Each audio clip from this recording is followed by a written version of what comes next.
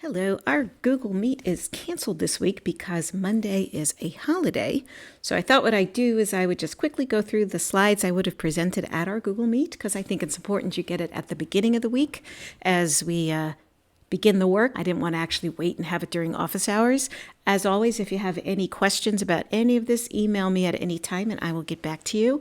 But as always, you really need to read everything through that hyperdoc. We're getting towards the end of the year, so it's kind of important that you get all caught up if you haven't. But anyway, this hyperdoc covers the rest of this week, May 26th through May 29th. No live meeting today, and we're working on similar solids. So I have some examples of solids on this page. Before we get there, I just want to have a few reminders about the late work. I've had a whole elaborate thing where I was going through and checking and trying to figure out who redid what, and it's too much for me. I can no longer figure out who is redoing things. Here's what the deal is for late work. First of all, you're late, so try not to be late. But if you are, I will accept it, but you have to tell me. I need an email from you. Please give me your block number, what the assignment is, what you got on it, so that I can really find it and know what you got easily. It's been really difficult for me, and the gradebook's it's just going to be a mess. So tell me, or I'm not changing the gradebook. And that's kind of how it's going to work for any overdue assignments. You need to let me know, dear Mrs. Grieser, I'm sorry, I am late with this assignment. I'm in your block 1. It is the mastery test for logic.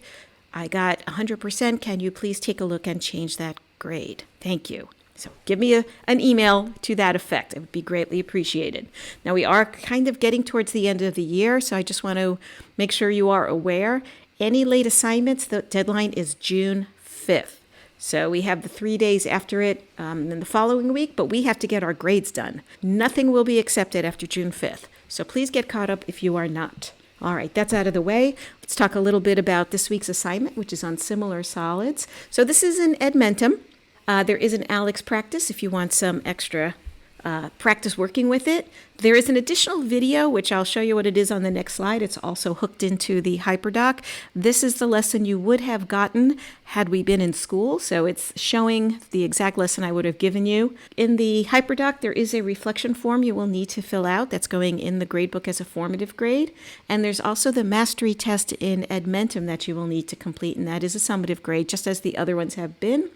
Mastery tests you can retake as many times as you like, but I will take the grade that I see on the following Monday morning, which I think is June 1st, early. So whatever you're doing, make sure you're done with it by Sunday night. Yeah, you can use the Desmos calculator with this unit. It helps as well. And of course, a reminder, if you get locked out of the mastery test, some people have not gotten this message yet, and I'm still getting a bunch of emails. You can unlock the mastery test just by reviewing the tutorial slides again. Okay, so we're going to do similar solids. I just wanted to show you, this is the video, so you'll have a copy of the slides hooked into the assignment that you see this week in Google Classroom. So you can either click here to get to it, or there is a link in the hyperdoc. So I just wanted you to know that it's there if the tutorial slides in Edmentum just aren't working for you. But just briefly, just to kind of go over what we got here. So we've worked a lot with similar polygons, and I've got some similar triangles shown here. And we use their scale factor ratios to figure out missing side lengths. And side lengths are one thing you can find using the scale factor ratios, but basically any triangle segment. So in this example I have here, I know the altitude of this triangle, but I don't know the altitude of the second triangle. And given that these are similar, and they are, can you find that? And yes, you can. You use the scale factor ratio. So you have to figure out the corresponding sides. In this case, the 5 centimeter side corresponds with this 15 centimeter side, and the 6 centimeter side corresponds with the 18 centimeter side. So you can build the scale factor ratio just by taking the ratio of these corresponding sides. So 5 goes with 15, 5 to 15, 6 goes to 18, 6 to 18, and in similar triangles, these must be the same ratio. And if you reduce it, you get 1/3. So that's the ratio we're going to use to figure out the missing altitude. So if this one is 4 centimeters and this is the unknown, I know that their ratios are going to be in a 1:3 ratio. So if you look on the bottom there, it says 1/3 equals 4 over h. That's the proportion you want to solve. If you solve it, you get h is 12 centimeters. So the similar triangles, we can find those missing lengths just by knowing scale factor ratio. So we can extend this, and that's basically what this unit is about. Area and surface area. So scale factor ratios help us with side lengths and other segments in triangles. So if you're looking at areas, the relationship is slightly different. It's not the straight scale factor, but it's the square of the scale factor. So if A to B is your scale factor ratio, square that number, which is squaring the numerator and squaring the denominator. A squared to B squared gives you the area ratio. So I've got the same triangles I had in the previous slide, but this time I want to know the area of that second triangle. So there's a couple of ways I could do this. So I could do what I did in the last slide, which is find this missing altitude lengths, which we did in the last slide. I believe it was 12, right? But I don't want to do that. I don't want to have to kind of calculate area twice. If I know the area of one of them, a simple proportion will give me the area of the second one. So let's just find the area of that first triangle. Area of a triangle is 1/2 base times height. The base is 6, the height is 4. And so in that middle box on the bottom, I found the area. It's 1/2 times 6 times 4, which is 12 square centimeters. And now I want to find the matching area. So rather than figuring out what the height is and then putting it through the formula again, I'm going to use the proportion that says, hey, these two areas, they have a proportion that is the square of the scale factor. So in this left lower region there, I've got 1/3 as my scale factor ratio, but square that number to get the ratio of their areas. 1/3 squared, 1 squared is 1, 3 squared is 9, so it's 1/9. So I can set up a proportion to find the area, and that's in this last box down here. So I'm using the area ratio of 1 to 9. The area of the smaller triangle is 12. We calculated that in that second little square. And over the area I'm trying to find, solve that proportion, I get this area as being 108 square centimeters. And that's really nice, especially if I don't even know the side lengths. If all I know is that I have a similar triangle and I don't know the side lengths, except maybe for one of them, and yeah, I don't even need that. I could actually find what the area of the second triangle is. So it's kind of nice. And if it's a complicated area formula, I don't have to use that. Okay, so in solids now, that's where we kind of tend to work with volume and surface area. So I'm looking at volume first. There is a relationship between the scale factor ratio, the area ratio, and the volume ratio. So first find that scale factor ratio like we did with our similar triangles. So it's a side length or a segment within the volume. So maybe it's this length here or that. Anything you could measure with a single unit, like using a yardstick or ruler, something like that. That's how you get your scale factor. If you were looking for surface area, that's an area, you use the area ratio, which is the square. But if you want the volume, you go back to your surface area and you cube that, meaning A times A times A over B times B times B. And that's how the volumes compare. So in this particular example, I have two rectangular prisms. And let's see, the height here looks like, or the length and width is 3 and 4, and then the height, the distance between the bases is 5 centimeters. I have a similar solid, so I need them to be similar for this to be true, where let's say this one's 9, this one's 12, and I want to find the volume of that second rectangular prism. I don't actually have this length here. Now, I could figure it out using scale factor ratio, because 3 to 9, 4 to 12, this is also a 1 to 3 scale factor ratio. So I could find this and just pump it through the formula, but I don't want to. I'm only going to use the formula to find out the volume of the smaller one. It's uppercase B times H.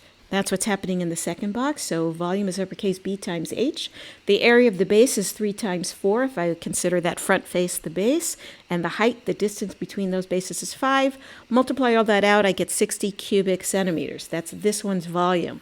So what's this one's volume? Well, I don't have to put it through the volume formula again. I can just use a proportion. And because I'm comparing volumes, I want to use that volume ratio.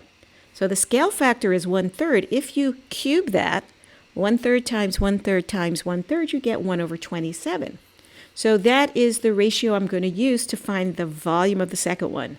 So 1 is to 27, because I'm going left to right, small to big, is 60. The volume of that smaller rectangular prism to the volume I'm trying to find. solve that simple proportion, and you can get the volume without having to know the formula. Now, the last example here I have is surface area.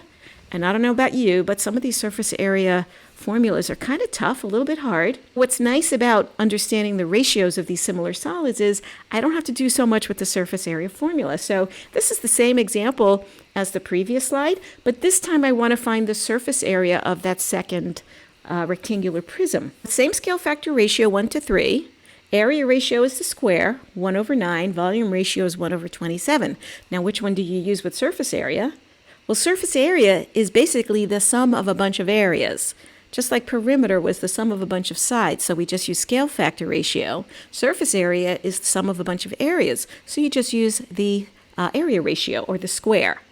So the ratio I'm going to use to compare the surface areas is the 1 over 9 ratio. So first let's find the surface area of this first one, and it's a prism. So in this box, second box on the bottom, I'm using the formula surface area equals HP plus 2 times uppercase B.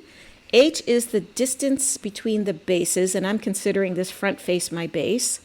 So that's 5, that's H. P is the perimeter of the base, so I'm going to have to add up 2 times the 4 plus 2 times the 3, which is, I hope, 14. And then I'm going to add 2 of the area of the bases, that's uppercase B. So 3 times 4 is 12. You have 2 of them, that's 24. So that's where I got all that information. And it's kind of a pain. It's a little hard.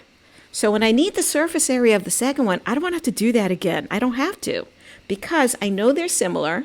I know the surface area of the first, and I know the scale factor ratio. So if I know the scale factor ratio, I can just square it to get 1 over 9 in this case, and then I can compare the surface areas. So small to big, 1 to 9 is the same as 94, this one's surface area, to the one I'm trying to find out. And that's what's going on in that second box. So I can solve this simple ratio to get the surface area rather than going through this big formula again, which even with the Desmos calculator, sometimes I make mistakes with it. And so that's kind of it in a nutshell. You're going to be using proportions. You're going to be using either the scale factor ratio if you're comparing things that are measurable in single units, like segment lengths. You're going to use the area ratio if you're comparing areas or surface areas. And you're going to use the volume ratio, the cube, if you're comparing volumes. I did want to show just a little bit on Desmos in case you don't know how to do this on here. You may not be as familiar with the cubes and cube roots as you are with perhaps squares and square roots. So I just wanted to remind you how you can find that on Desmos. You click on that little keyboard thing that'll be on the lower left. Click on where it says functions. Go all the way to the right where it says miss or miscellaneous there. And then over here, there's a little N with a root symbol. That's how you can get cube roots. You click on that. There leaves a little space here. You type in the 3 or whatever root you want, and then you type in the number. So that's just a little hint if you're looking for cube roots. I've also found when working with the ratios and fractions, sometimes I need to go back and forth between decimals and fractions. So just a reminder, so if you have this number and you're trying to say, hey, what is that as a reduced fraction? Because that's one of my ratios. Maybe it's my volume ratio. You could put that in here. And you get this very scary looking decimal, but then if you press this thing that looks like a box over a box, that's actually the fraction converter. So it's going to take this number and convert it to a fraction. So if that was your volume ratio, that's a good one because it's got a perfect cube on the bottom, which you may not have realized if you hadn't reduced it. So I just wanted to make sure just to review those little things in the Desmos calculator. It's a very nice little tool. And then that's it. If you do have questions, because we're not live, please just email me. I'm happy to talk to you about it. And don't wait till the last minute with this. We are getting towards the end here. Any late work, any overdue work, please get everything done if you can. Again, deadlines for all of that is June 5th. And I think that's all I have for you. So have a great week. Contact me if you need to. And thanks for watching.